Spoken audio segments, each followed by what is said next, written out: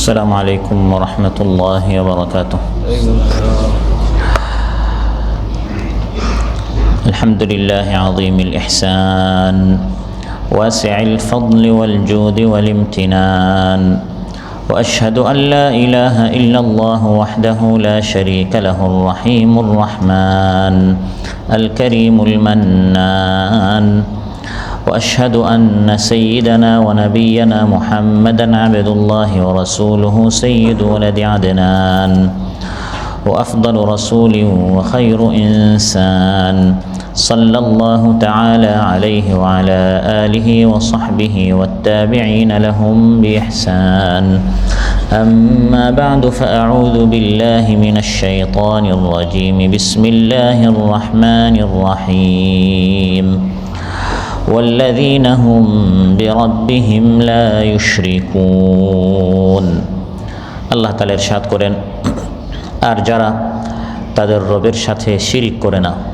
ওমসলা ইউনিভার্সিটির এই মসজিদে আয়োজিত আজকের এই মাহফিলে উপস্থিত সম্মানিত মুসল্লি ভাইরা, সূরাতুল মুমিনুন থেকে একটি মাত্র আয়াত 59 নম্বর আয়াত তিলাওয়াত করে এর সহজ সরল বাংলা অনুবাদ উপস্থাপন করলাম। এই আয়াতের আলোকে আল্লাহর সাথে শিরিক করা কত এর ভয়াবহতা এবং শিরকের প্রকারভেদ সম্পর্কে আজ আমরা আলোচনা উপস্থাপন করব ইনশাআল্লাহ। সম্মানিত ভাইরা, ঈমানদাররা একমাত্র আল্লাহ তাআলারই ইবাদত করে। ঈমানদাররা বিশ্বাস করে যে আল্লাহ তাআলা ব্যতীত কোনো সত্য মাবুদ নেই, কোনো সত্য ইলাহ নেই। আল্লাহ তাআলা হচ্ছেন একমাত্র মাবুদ। তাওহীদ ঈমানদাররা প্রতিষ্ঠা করে, আর ঈমানদারেরা দৃঢ়ভাবে এটা জানে যে আল্লাহ তাআলা ব্যতীত কোনো সত্য ইলাহ নেই। আল্লাহ তাআলা একক, অদ্বিতীয়, অমুখাপেক্ষী। আল্লাহ তাআলার কোনো সঙ্গিনী নেই, আল্লাহ তাআলার কোনো স্ত্রী নেই, আল্লাহ তাআলার কোনো বাবা মা নেই, আল্লাহ তাআলার কোনো সন্তান নেই, আল্লাহ তাআলার মতো কোনো কিছু নেই। ওয়ালাম ইয়াকুল্লাহু কুফুয়ান আহাদ। আল্লাহ তাআলার সমকক্ষ কেউ নেই।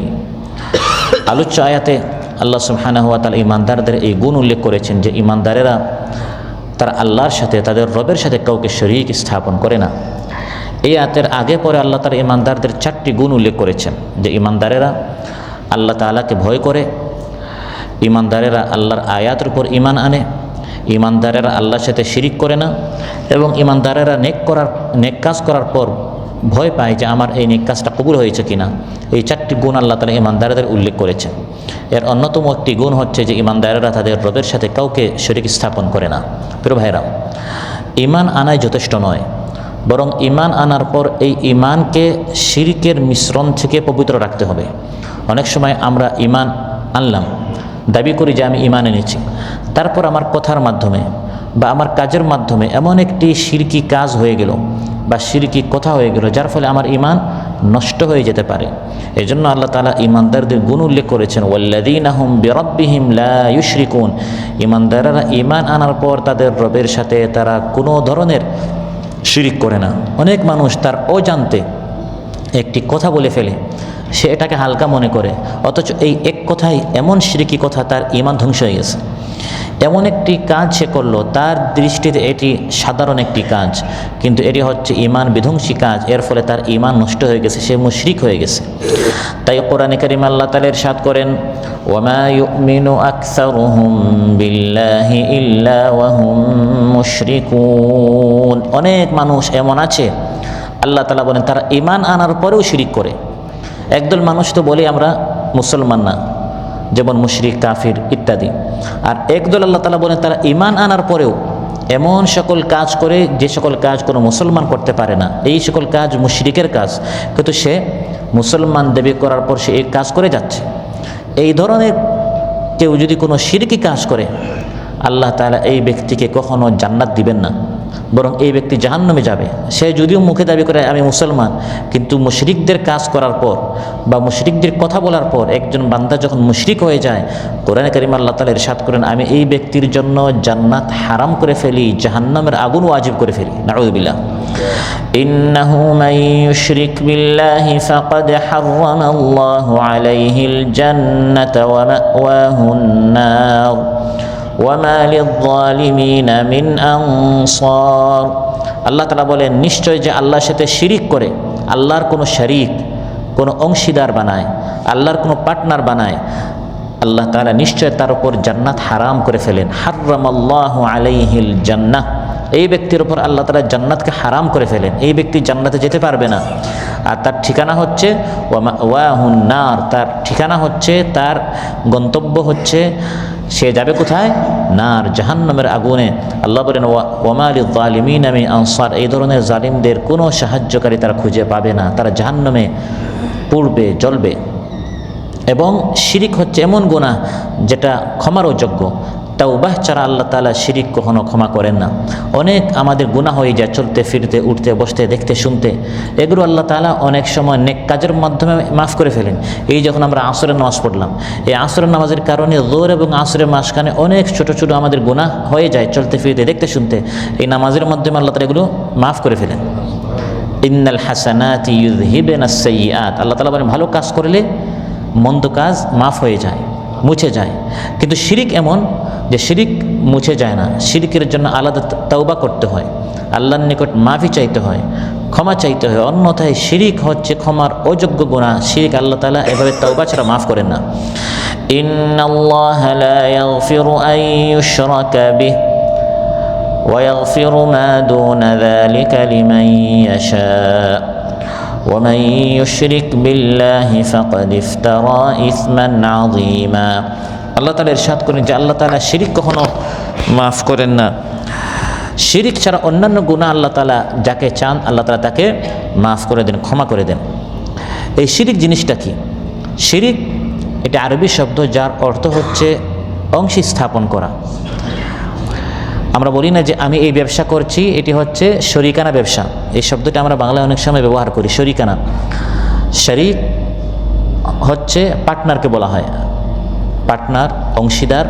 একটি কাজ আপনি একা করছেন, এই একাকে আরবিতে ওয়াহিদ বলা হয়। আল্লাহকে এক বানানো, আল্লাহকে এক বলে বিশ্বাস করে, এটাকে তাওহীদ বলা হয়। তাওহীদ ওয়াহিদ থেকে এসেছে, ওয়াহিদ মানে এক, একক। আর আল্লাহ তাআলাকে এক বলে বিশ্বাস করা মানা, এটাকে তাওহীদ বলা হয়। আর আল্লাহ তাআলাকে একের অধিক মনে করা, এটাকে শিরিক বলা হয়। অর্থাৎ আল্লাহর শরীক বানানো, আল্লাহর পার্টনার বানানো, আল্লাহর অংশীদার বানানো, এমন সকল বিষয়ে যে সকল বিষয়ে আল্লাহর কোনো পার্টনার নাই। যেমন আপনি মনে করলেন আল্লাহ দুইজন, তার মানে আপনি মাবুদ কয়জন বানালেন? দুইজন। আল্লাহর একজন সমান বানিয়ে ফেললেন, ওই দ্বিতীয়জন হচ্ছে প্রথম জনের অংশীদার, পার্টনার, এটাকে শিরিক বলা হয়। আপনি মনে করলেন যে আল্লাহ সন্তান দিতে পারে, অমুক খাজা বাবা, দরবেশ বাবা, মাজারে শায়িত ব্যক্তি, সেও সন্তান দিতে পারে, তাহলে সেই ওলি আউলিয়াকে আপনি আল্লাহর শরীক, পার্টনার, সমান বানিয়ে ফেললেন, এটাকে শিরিক বলা হয়। এভাবে আল্লাহর কোনো একক হক, একক অধিকারে গায়রুল্লাহকে আল্লাহর সমান বানানো, আল্লাহর পার্টনার বানানো, আল্লাহর অংশীদার বানানো, এটাকে শিরিক বলা হয়। শিরকের অনেক প্রকার রয়েছে, যেগুলোতে অনেক মুসলমানরা ঈমান এর দাবি করার পর তারা এই সকল শিরকে মুবতালা, এই সকল শিরকে তারা নিমজ্জিত, অথচ তারা টের পায় না। যেমন জাদু, জাদুটোনা হচ্ছে সুস্পষ্ট শিরিক। যে জাদু করে, যে জাদু দেখে, যে জাদুতে বিশ্বাস করে, যে জাদুকরের নিকট যায়, কোরআনের ভাষ্যমতে এরা সবাই শিরকে নিমজ্জিত। মুসলমান দাবি করছে, ইসলাম এর কালিমা ঘোষণা করছে, কালিমা পড়ছে, নামাজেও আসে, রমজান মাসের রোজাও রাখছে, অথচ শিরকে মুবতালা হচ্ছে জাদুর মাধ্যমে। কোরআনের মধ্যে আল্লাহ তাআলা ইরশাদ করেন, ওয়ালাকিন্নাশ শায়াতিন কাফারু ইউআল্লিমুনান নাসাস সিহর। শয়তানরা কুফরি করেছে, শিরিক করেছে, তারা মানুষকে জাদু শেখানোর মাধ্যমে। তার মানে শয়তানরা মুশরিক কাফির হয়েছে কেন? কারণ তারা মানুষকে জাদু শিখাচ্ছে। তো যে জাদু শিখায় সেও যেমন কাফির মুশরিক হয়, যে জাদু শিখে সেও কাফির হয়, মুশরিক হয়। কারণ যে জাদুকর সে এমন সকল কাজ করে দেখানোর দাবি করে যে সকল কাজ আল্লাহ ছাড়া অন্য কেউ করতে পারে না। অথচ জাদুকর আসলে কিছুই করতে পারে না, সে শুধু আমাদের চোখকে জাদু করে, সে বাস্তবে কোনো কিছু চেঞ্জ করে না, পরিবর্তন করে না। সে এই রশিটাকে সাপ আসলে বানায় না, কিন্তু সে আমাদের চোখটাকে এমনভাবে ধাঁধা লাগায়, দেখতে মনে হয় এই রশিটি নড়াচড়া করছে, সাপ হয়ে গেছে, অথচ কিছুই হয় না। আপনি সেখানে গিয়ে যদি এটা বিশ্বাস করেন, আপনি যে ব্যক্তি এই ধরনের কাজে নিমজ্জিত হবে, সে শিরিক করে ফেলল। অনুরূপভাবে গণকের নিকট যাওয়া, হাতে বিভিন্ন রেখা এঁকে আপনাকে বলে দিবি যে আগামীকাল আপনার কি হচ্ছে, বিবাহ শাদী করতে যাবেন আপনার ভালো হবে না খারাপ হবে, কাতারে আসছেন আপনার জন্য ভালো হবে না খারাপ হবে, এবং ব্যবসা শুরু করছেন এটা আপনার জন্য ভালো না খারাপ, এই ধরনের হাতের রেখা দেখে বা জমিনে এরকম বিভিন্ন বালির মধ্যে মাটিতে বিভিন্ন রেখা এঁকে বলে দে এই ধরনের গণক, এই ধরনের জাদুকর, এই ধরনের যারা জ্যোতি বিদ্যার বা জ্ঞানের দাবি করে এই সকল লোকের নিকট যাওয়াও যাবে না, তাদের কথা বিশ্বাস করা, এগুলো সব হচ্ছে শিরিক, কুফরি। মুসলমান ইসলাম এর দাবি করার পর যদি এই সকল কাজ করে, এই বান্দা মুসলমান নয় বরং মুশরিক হয়ে যাবে। ওয়াল্লাযীনা হুম বিরাব্বিহিম লা ইউশরিকুন, আল্লাহ তাআলা বলেন ইমানদারেরা তাদের রবের সাথে শিরিক করে না। ইবনু মাজাহ এবং মুসনাদ আহমদে এসেছে ক্বালা রাসূলুল্লাহ সাল্লাল্লাহু আলাইহি ওয়াসাল্লাম মান আতা কাহিনান ফাসাদ্দাকাহু বিমা ইয়াকুলু ফাকাদ কাফারা বিমা উনজিলা আলা মুহাম্মদ সাল্লাল্লাহু আলাইহি ওয়াসাল্লাম। মহানবী সাল্লাল্লাহু আলাইহি ওয়াসাল্লাম ইরশাদ করেন, যে ব্যক্তি কোনো গণকের নিকট যাবে এবং ওই গণক যা বলে সেটা বিশ্বাস করবে, এই ব্যক্তি মুহাম্মদ রাসূলুল্লাহ সাল্লাল্লাহু আলাইহি ওয়াসাল্লামের উপর যা নাজিল হয়েছে এটাকে অবিশ্বাস করলো। তার মানে এই ব্যক্তি কাফির মুশরিক হয়ে গেল। কারণ আল্লাহর নবী বলছেন গায়ব শুধু আল্লাহ জানে, আর এই গণক বলছে সেও গায়ব জানে, সেও আপনাকে বলে দিচ্ছে ভবিষ্যতে আপনার কি হবে, আপনি এই দিকে গেলে আপনার জন্য ভালো হবে, আপনি এখানে বিবাহ শাদী করলে আপনার জন্য ভবিষ্যতে মন্দ হবে, সে আপনার ভবিষ্যৎটা বলে দিচ্ছে হাতে রেখার মাধ্যমে বা বিভিন্ন উপকরণের মাধ্যমে সে বলে দিচ্ছে। অথচ রাসূল সাল্লাল্লাহু আলাইহি ওয়াসাল্লাম বলছেন যে গায়ব আল্লাহ ছাড়া কেউ জানেন না। তো এই গণকের কথা বিশ্বাস করার মাধ্যমে এই ব্যক্তি মহানবী সাল্লাল্লাহু আলাইহি ওয়াসাল্লামকে অস্বীকার করছে, সে মুশরিক হয়ে যাচ্ছে। শুধু তাই নয়, সহিহ মুসলিমে এসেছে ক্বালা রাসূলুল্লাহ সাল্লাল্লাহু আলাইহি ওয়াসাল্লাম মান আতা আররাফান ফাসাআলাহু আন শাইইন লাম তুকবাল লাহু সালাতুন 40 লাইলা। কোনো জাদুকরের নিকট, কোনো গণকের নিকট কেউ যদি গিয়ে কোনো কিছু জিজ্ঞাসা করে যে আমি এই ব্যবসা করতে চাই, আমার ভালো হবে না মন্দ হবে একটু আপনি বলে দেন, বা আপনি গিয়ে বলেন আমি অমুক জায়গায় চাকরি করতে চাই, আমার ভালো না মন্দ হবে, শুধু তার নিকট প্রশ্ন করা মাত্রই আপনি তার কথা বিশ্বাস করা বা না করা একটা পরের কথা। ফাসআলাহু, শুধু তাকে সোয়াল করলে, লাম তুকবাল লাহু সালাতুন 40 লাইলা, 40 রাত পর্যন্ত এই ব্যক্তিকে কোনো নামাজ কবুল হবে না। বিশ্বাস করে ফেললে এই ব্যক্তি মুশরিক হয়ে যাবে। আর যদি বিশ্বাস নয়, শুধু গিয়ে আপনি তাকে জিজ্ঞাসা করলেন যে আমি এই কাজ করতে চাই গণকের নিকট বা জাদুকরের নিকট, গিয়ে শুধু জিজ্ঞাসা করলেন যে আমি জানতে চাই আমার ভবিষ্যতে কী হবে, জিজ্ঞাসা করা মাত্রই 40 রাতের নামাজ কবুল। রমজান কয় দিন? 30 দিন। তার মানে রমজান মাস আরও 10 দিন যদি আপনি রোজা রাখেন, এই 40 দিনের এর মধ্যে পুরো রমজান মাসের না কোনো নামাজ না কোনো রোজা, কোনো আমল কবুল হবে না, এই ধরনের শিরকের মধ্যে যদি কেউ মুবতালা হয়। আবার আল বাজ্জার নামক হাদিস গ্রন্থে এসেছে মহানবী সাল্লাল্লাহু আলাইহি ওয়াসাল্লাম ইরশাদ করেন, লাইসা মিন্না মান তাতায়্যারা আও তুতায়্যিরা লাহ, যে ব্যক্তি কোনো বস্তু, ব্যক্তি, কর্ম বা কালকে অশুভ লক্ষণ বলে মনে করে অথবা তার জন্য অশুভ লক্ষণ দেখা হয়, পরীক্ষা করা হয়, এই ব্যক্তি আমি নবীর দলভুক্ত নয়। কুলক্ষণ, অশুভ লক্ষণ, এটি হচ্ছে শিরকে আকীদা, যে আজকের বুধবারে যদি আমরা সফরে বের হই এটা কুলক্ষণ, এই ধরনের অনেকে লক্ষণে বিশ্বাস করে, এটা হচ্ছে শিরকে আকীদা। অমুক মেয়েকে আমি বিবাহ করতে চেয়েছিলাম, কিন্তু যখন বের হলাম আমাদের গাড়ির টায়ার পাঞ্চার হয়ে গেলো, এটা হচ্ছে কুলক্ষণ, এই মেয়েকে আর বিবাহ করা যাবে না। এগুলো হচ্ছে আপনার শিরকে আকীদা, যে এই ধরনের কাজ হয়ে গেলে বা অমুক দিনে বা অমুক রাতে, এভাবে নির্দিষ্ট কোনো দিনের সাথে, বুধবারের সাথে, শনিবারের সাথে বা অমুক স্থানের সাথে অমুক জায়গায় গিয়ে এই কাজ করলেই আমার একটা বিপদ হয়ে যায়, এটা হচ্ছে কুলক্ষণ, এগুলো বিশ্বাস করা যাবে না। মহানবী সাল্লাল্লাহু আলাইহি ওয়াসাল্লাম এরশাদ করেন, কোনো বস্তুর সাথে বা কোনো ব্যক্তির সাথে বা কোনো কাল, সময়, দিন, রাতের সাথে যদি কোনো ব্যক্তি অশুভ লক্ষণ বিশ্বাস করে, সে আমি নবীর উম্মতের দলভুক্ত নয়। এগুলো হচ্ছে শিরকে আকীদা। অনুরূপভাবে ঈমান আনার পর অনেক মানুষ শিরকে মুবতালা হচ্ছে, শিরকে তারা নিমজ্জিত হচ্ছে। কিভাবে? অনেক মুসলমান আছে দাবি করে মুসলমান, অথচ চাওয়ার সময়, ফরিয়াদ করার সময় আল্লাহকে বাদ দিয়ে গায়রুল্লাহর নিকট ফরিয়াদ করে, হে খাজা, হে বাবা, আমি বিপদে পড়েছি, আপনি আমাকে উদ্ধার করুন। এই যে ফরিয়াদ করলো গায়রুল্লাহর নিকট, এটা সুস্পষ্ট শিরিক, তার ঈমান একবারে চলে গেছে। এই ব্যক্তি আর আবু জাহেল, আবু লাহাব, উতবা, শাইবা, এই দুই ব্যক্তি একবারে আল্লাহর দৃষ্টিতে, ইসলামের দৃষ্টিতে একবারে সমান মুশরিক। কারণ আবু জাহেলের অপরাধটা কী ছিল? সে আল্লাহকে বাদ দিয়ে লাতের নিকট যাইতো, উজ্জা নামক মূর্তির নিকট যাইতো, মানাত নামক মূর্তির নিকট যাইতো। তো লাত, উজ্জা, মানাতের নিকট গিয়ে আবু জাহেল যদি মুশরিক হয়, এই ব্যক্তি শুধু নিজেকে মুসলমান দাবি করছে, দাবির কারণে তো আর কেউ মুসলমান হতে পারে না। দাবির পাশাপাশি কার্যত কাজের মাধ্যমে, কথার মাধ্যমে, আকদের মাধ্যমে প্রমাণিত করতে হবে। আবু জাহেল গেল মূর্তির নিকট, আর এই মুসলমান দাবিদার এই ব্যক্তি যাচ্ছে কোনো মাজারের নিকট, কবরে শাহিদ ব্যক্তির নিকট গিয়ে তাই চাচ্ছে যে আবু জাহেল মূর্তির নিকট চাইতো। অথচ কোরআনের মধ্যে আল্লাহ তাআলা ইরশাদ করেন, ওয়া আন্নাল মাসাজিদা লিল্লাহি ফালা তাদউ মা'আল্লাহি আহাদা। এই মসজিদ শুধু আল্লাহর জন্য, অতএব এই মসজিদে এসে শুধু আল্লাহকে ডাকো, আল্লাহর সাথে গায়রুল্লাহকে ডাকা যাবে না। মসজিদে এসে শুধু আল্লাহকে, রাব্বানা, হে আমার রব, রাব্বি, হে আমার রব, হে আমাদের রব, আল্লাহুম্মা, শুধু আল্লাহকে রাখতে হবে। সন্তান নয়, আল্লাহর নিকট চান। রিজেক নয়, আল্লাহর নিকট চান। রিজেক সংকীর্ণ হয়ে গেছে, আল্লাহর নিকট চান। চাকরি ছিল, এখন চাকরি আপনার চলে গেছে, আল্লাহর নিকট চান। প্রমোশন চাচ্ছেন, আল্লাহর নিকট চান। অসুস্থ হয়েছেন, আল্লাহর নিকট চান।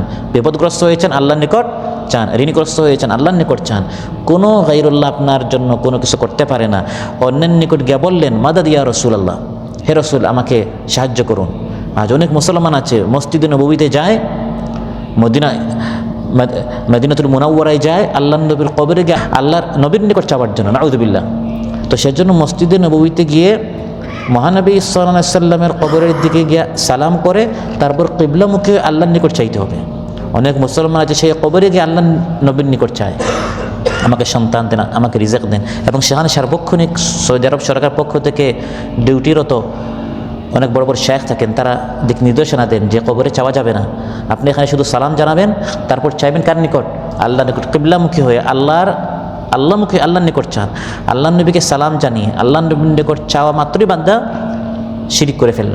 আল্লাহর নবীর নিকট চেয়ে বান্দা সেরকম মুশরিক হবে যেরকম খ্রিস্টানেরা ঈসা আলাইহিস সালামকে তারা নবী হিসাবে সম্মান করে না, তাকে তারা আল্লাহ বানিয়ে ফেলেছিল, তারা তাকে রব হিসাবে সম্মান করতে চেয়েছিল।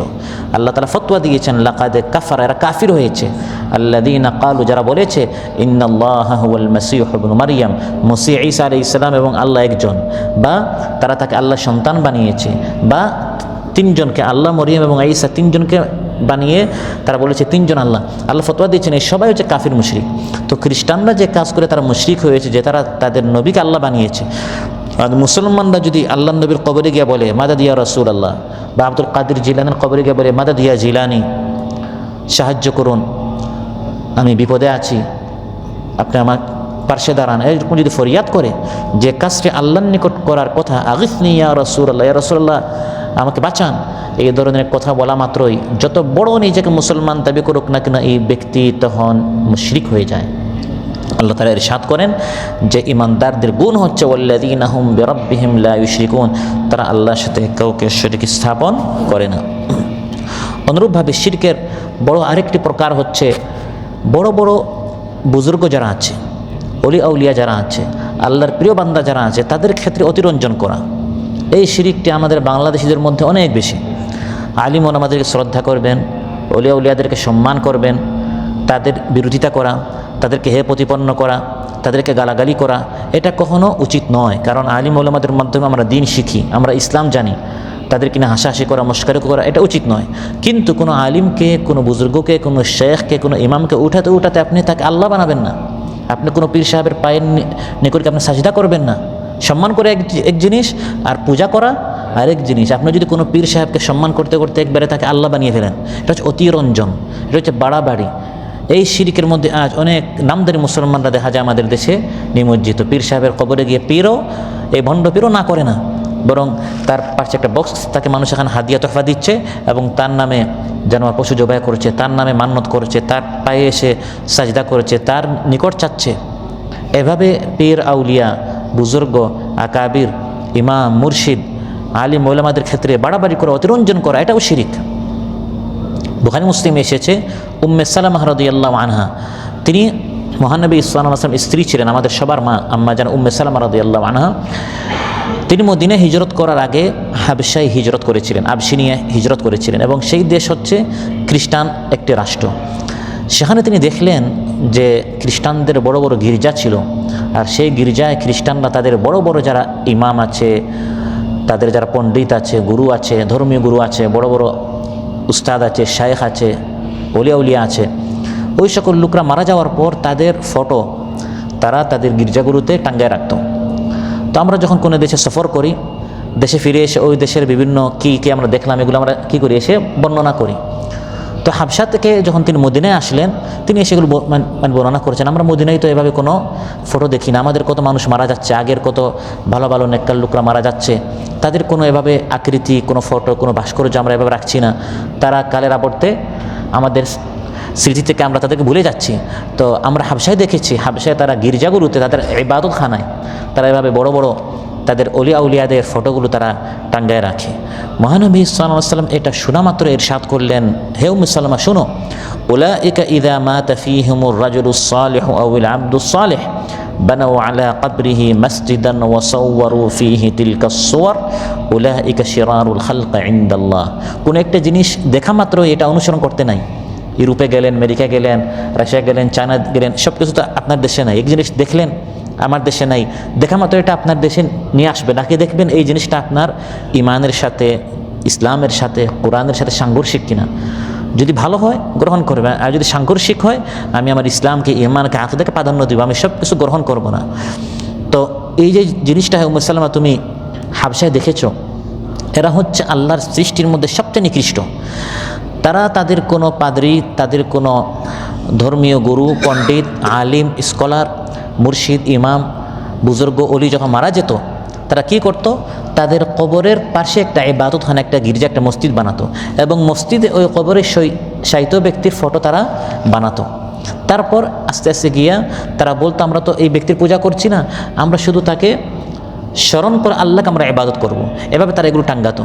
কিন্তু কালের পরিক্রমে কি হতো, দ্বিতীয় প্রজন্মে এসে আস্তে আস্তে এই যে ভাস্কর্য আছে, এই যে কবরের শায়িত ব্যক্তি যে তার ফটো এখানে টাঙ্গালো, আস্তে আস্তে এসে তার সামনে শ্রদ্ধা জানায়। এরপরে প্রজন্ম এসে মাথা নত করে, এরপরে প্রজন্ম এসে সরাসরি সাজদা করে। এই যে শিরকের সূত্রপাত হয় এভাবে ধীরে ধীরে। এই জন্য এভাবে বাড়াবাড়ি করতে নেই। আপনি এক ধাপ বাড়াবাড়ি করবেন, আপনার ছেলে এসে আরেক ধাপ বাড়াবাড়ি করবে, নাতি এসে আরেক ধাপ বাড়াবাড়ি করবে। কারণ শয়তান তো একবারে ধরে না, শয়তান অনেক চালাক। শয়তান আমাকে আপনাকে পথভ্রষ্ট করার জন্য আমাদের পিছনে লাগার আগে বাবা আদমকে জান্নাত থেকে সে বের করে আসছে। তাহলে তার কত অর্জন, সে আমার বাবাকে, বাবার বাবাকে, বাবার বাবার বাবাকে, সবাইকে, সবার পিছনে সে কত ধরনের ওয়াসওয়াসা, কত ধরনের প্ররোচনা দিয়ে এখন আমার নিকট আসছে। তাহলে আমাকে আপনাকে পথভ্রষ্ট করা এটা তার জন্য অনেক সহজ না। তো এই জন্য সে একবারে ধরে না, সে ধাপে ধাপে ধরে।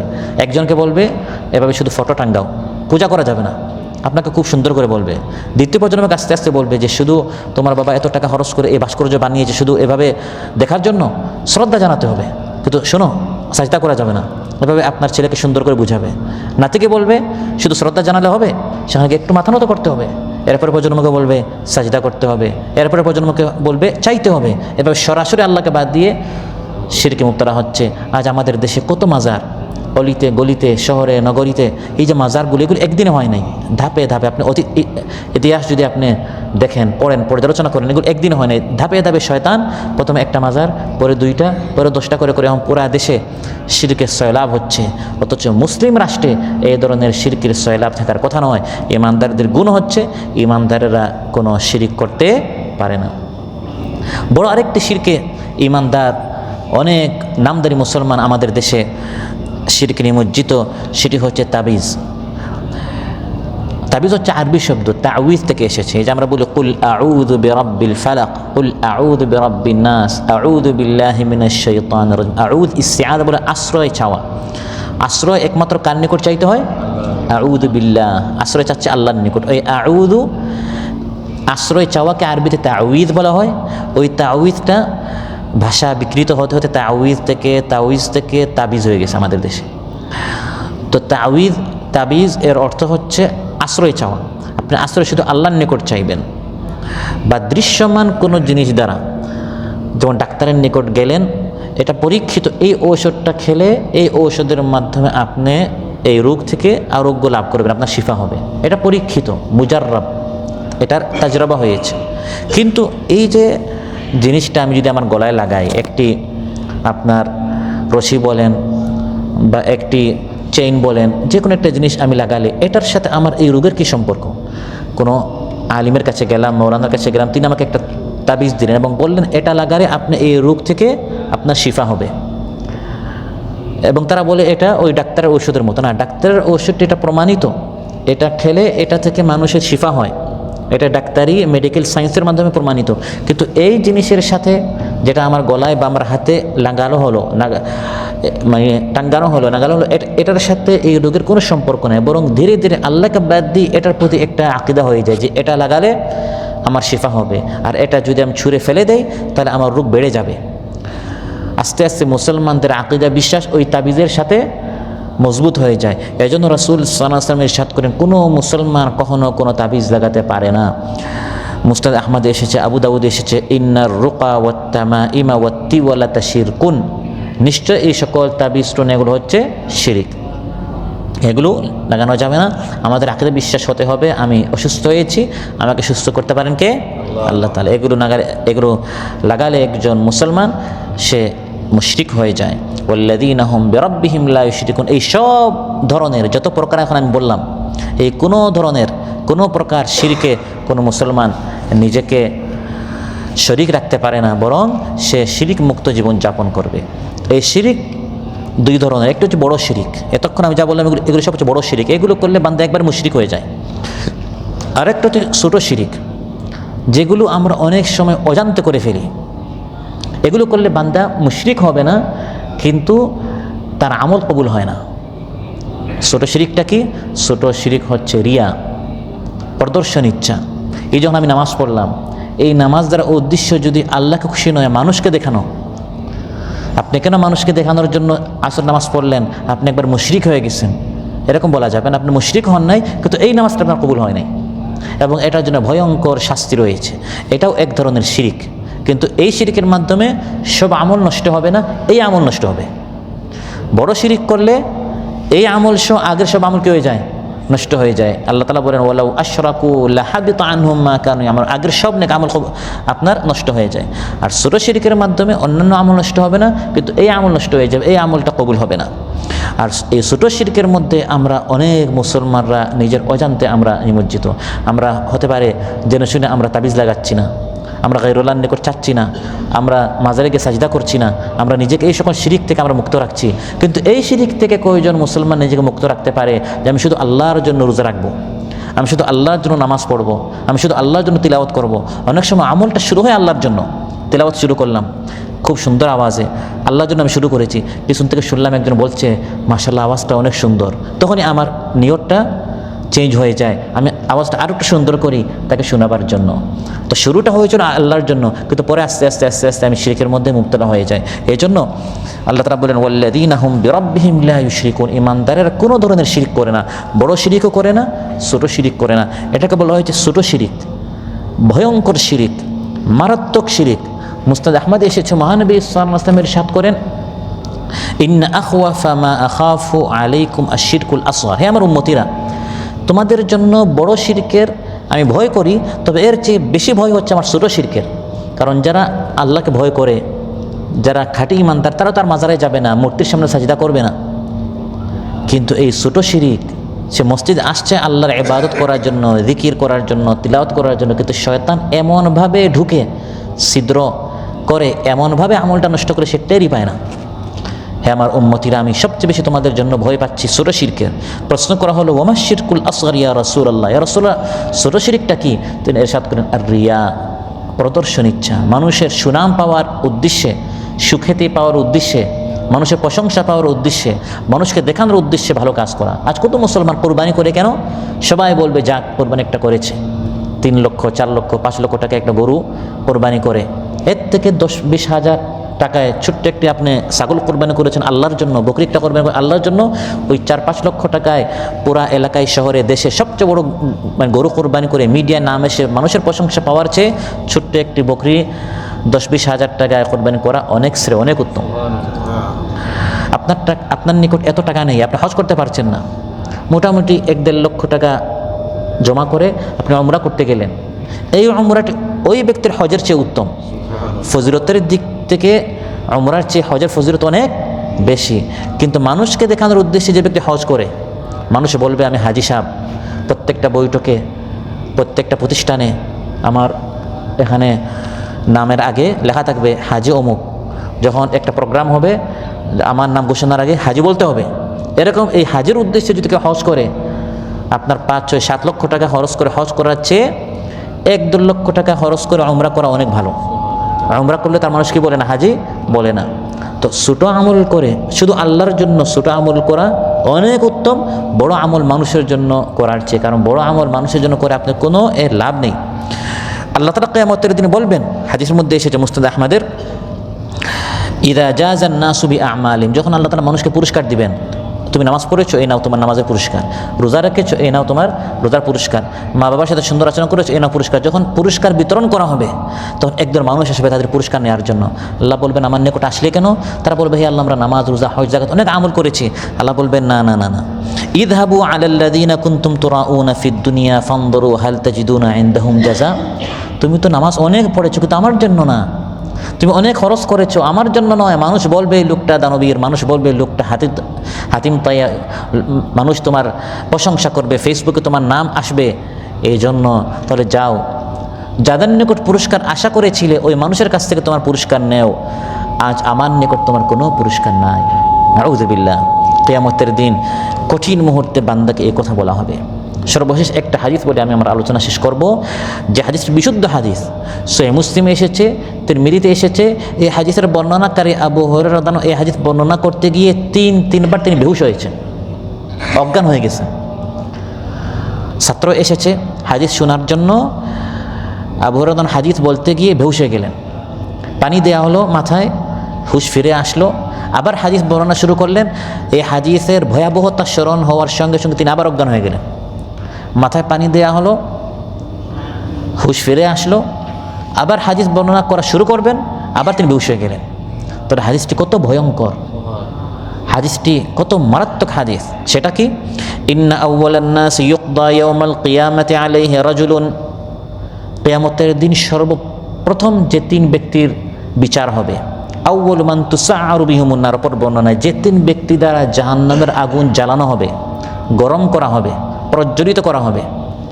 জাহান্নামে প্রথম যে 3 ব্যক্তিকে নিক্ষেপ করা হবে, কোনো মুশরিককে নয়, কোনো হত্যাকারীকে নয়, কোনো চাঁদাবাজ, কোনো চোর, কোনো ডাকাতকে নয়। প্রথম যে 3 ব্যক্তিকে জাহান্নামে নিক্ষেপ করা হবে, প্রথম হচ্ছে শহীদ, আল্লাহর পথে আন্দোলন সংগ্রাম করতে করতে একবারে জান দিয়ে শহীদ হয়ে গেছে, যাবে কোথায়? জাহান্নামে। দ্বিতীয় হচ্ছে আলিম, হাফিজ। 3 নম্বর হচ্ছে মুনফিক ফি সাবিলিল্লাহ, আল্লাহর পথে খরচ করতে করতে করতে সম্পদ অনেক আল্লাহর পথে দিয়েছে, ঠিকানা হচ্ছে জাহান্নাম। এই হাদিস বর্ণনা করতে গিয়ে বর্ণনাকারী আবু হুরায়রা রাদিয়াল্লাহু আনহু একবার নয়, দুইবার নয়, তিনবার তিনি হুঁশ হারিয়ে ফেলেছেন। কারণ তিনি হচ্ছেন প্রখ্যাত মুহাদ্দিস, আলিম ছিলেন। আল্লাহ না করুক আমি আবু হুরায়রা যদি এরকম হয়ে যায়, এই ভয়ে তিনি 3বার অজ্ঞান হয়ে গেছেন। প্রথম আল্লাহ তাআলা শহীদকে ডেকে আনবেন সবার সামনে, এবং আল্লাহ তাআলা তাকে স্মরণ করিয়ে দিবেন, ফাআরাফাহু নিআমাহু ফাআরাফাহা, হে শহীদ, আমি তোমাকে এই নিয়ামত দিয়েছিলাম, শারীরিক শক্তি, তোমার দৈহিক শক্তি, তোমার অনেক শক্তি ছিল। সে বলবে, হে আল্লাহ, আমি এগুলো সব স্বীকার করছি। আল্লাহ বলবেন, ফামা আমিলতা বিহা, তোমাকে যে আমি এত নিয়ামত দিলাম, শারীরিক শক্তি দিলাম, এদের তুমি কি করেছো? সে বলবে, হে আল্লাহ, তুমি আমাকে অসুস্থ বানাও নাই, সুস্থ বানিয়েছো, এই জন্য আমি রাত দিন তোমার পথে সংগ্রাম করেছি, তোমার দিনকে বুলন্দ করার জন্য জান দিয়েছি, সময় দিয়েছি, কথা বলেছি, তুমি আমাকে যা দিয়েছো তা করেছি, হাত্তাস্তু সিদ্ধ করতে করতে আমি এক পর্যায়ে শহীদ হয়ে গেছি। আল্লাহ বলবেন, কাযাবতা, মিথ্যা কথা বলেছো। ওয়ালাকিন্নাকা কাতালতা লিয়ুকালা জারিউন ফাকাদ কিলা, তুমি আন্দোলন সংগ্রাম করেছো যাতে করে তোমাকে বীর বাহাদুর বলা হয়, তোমাকে সাহসী বলা হয়, তোমার নাম পেপার পত্রিকায় আসুক, ফেসবুকে আসুক, মানুষ তোমার প্রশংসা করুক। মানুষের প্রশংসা পাওয়ার জন্য তুমি এই আন্দোলন সংগ্রাম রাত দিন মেহনত করেছো, দিনে বৈঠক করেছো, দাওয়াতি কাজ করেছো, সামাজিক কাজ করেছো, ভালো ভালো এই সকল কাজ করেছো। মানুষের প্রশংসা পাওয়ার জন্য তুমি মিথ্যা কথা বলছো, তুমি আমার পথে সংগ্রাম করো নাই, তুমি ফি সাবিলিল্লাহ করো নাই, বরং ফি সাবিলিন নাস, মানুষের পথে করেছো মানুষের প্রশংসা পাওয়ার জন্য।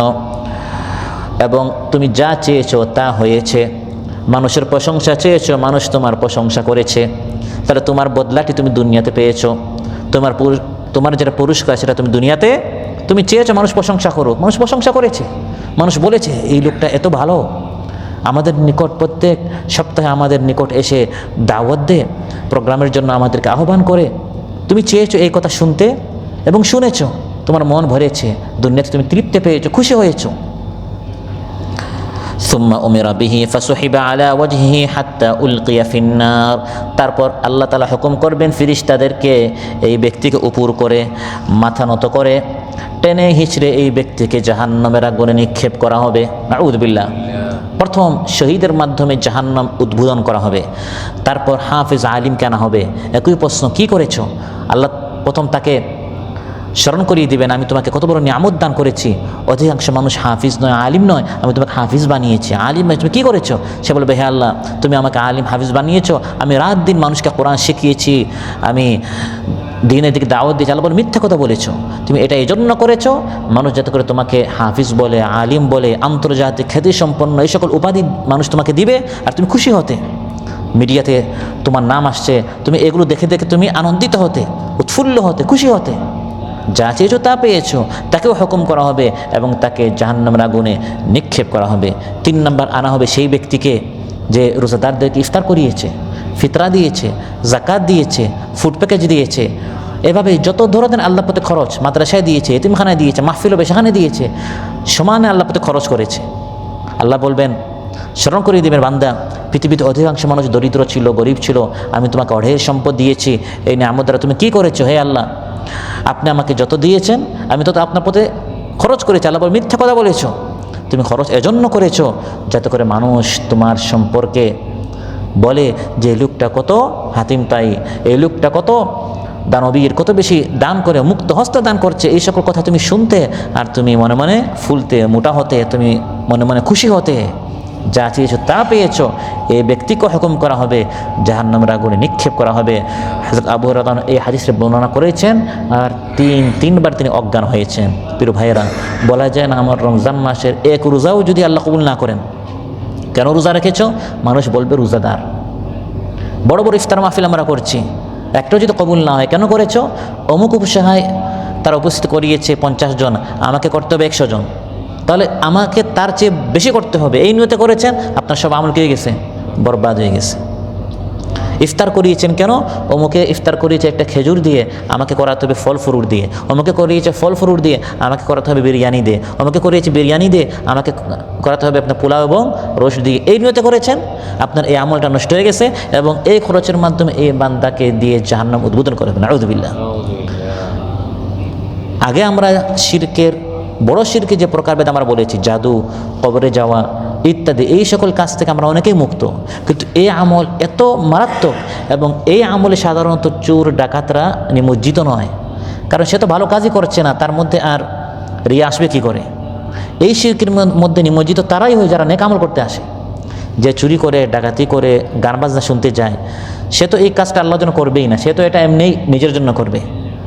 রিয়া কখন আসে? যখন মানুষ নেক কাজ করতে যায়, রোজা রাখতে যাবেন, তিলাওয়াত করতে যাবেন, তারাবি নামাজ পড়তে আসবেন, 8 রাকাত পরে আপনি চলে যাবেন নিয়ত করেছিলেন, কিন্তু তখনই দেখলেন আপনার বন্ধুবান্ধব সবাই বাকি 12 রাকাত পড়ছে, তো চিন্তা করলেন যদি আমি 8 রাকাত পরে চলে যাই, সবাই বলবে যে দেশে পড়তো 20 রাকাত, কাতারে এসে শুরু করেছে 8 রাকাত। না, মানুষের এই কটু কথা শুনতে নাই, 20 রাকাতই পড়ি। তার বাকি 12 রাকাতটি আপনি কার জন্য পড়েছেন? মানুষের কটু কথা থেকে বাঁচার জন্য। এই 12 রাকাত আপনার জাহান্নামে যাওয়ার কারণ হবে। এই জন্য এই শিরকটি অত্যন্ত মারাত্মক। তিনবার আবার তাদেরকে অজ্ঞান হতে হয়েছে, কারণ এটা থেকে বাঁচা এত সহজ নয়, অত্যন্ত মুশকিল এই শিরকটি। এই জন্য আমাদের সবাইকে এই শিরক থেকে বাঁচার জন্য বেশি চেষ্টা করতে হবে, যাতে করে আল্লাহ তাআলা আমাদেরকে একদিক নেক আমল করার তৌফিক দান করেন, অন্যদিক নেক আমলকে যেন আমরা রিয়া থেকে, প্রদর্শন ইচ্ছা থেকে, মানুষকে দেখানোর ইচ্ছা, এটা থেকে যেন আমরা মুক্ত রাখতে পারি। আল্লাহ তাআলা আমাদের সবাইকে তৌফিক দান করুন। আজকে যে আলোচনা হলো, আল্লাহ তাআলা আমাকে এবং আপনাদের সবাইকে আমল করার তৌফিক দান করুন। সিয়াম করার পাশাপাশি, মাহে রমাদানে তিলাওয়াত, জিকির, নেক আমল করার পাশাপাশি আমরা যেন এই সব আমলগুলোকে রিয়া থেকে, সব ধরনের আমল নষ্টকারী ব্যাধি থেকে যেন আমরা মুক্ত রাখতে পারি। আল্লাহ তাআলা আমাদের সবাইকে তৌফিক দান করুন। আমাদের মধ্যে যার যে পেরেশানি আছে আল্লাহ তাআলা পেরেশানি মুক্ত করুন। যারা অসুস্থ আছেন আল্লাহ তাআলা সুস্থ করে দেন। যারা ঋণগ্রস্ত আছেন আল্লাহ তাআলা ঋণ পরিশোধ করার তৌফিক দান করুন। সুবহানাকাল্লাহুম্মা বিহামদিক আশহাদু আল্লা ইলাহা ইল্লা আনতা আস্তাগফিরুকা ওয়া আতুবু ইলাইক। আসসালামু আলাইকুম ওয়া রাহমাতুল্লাহি ওয়া বারাকাতুহু।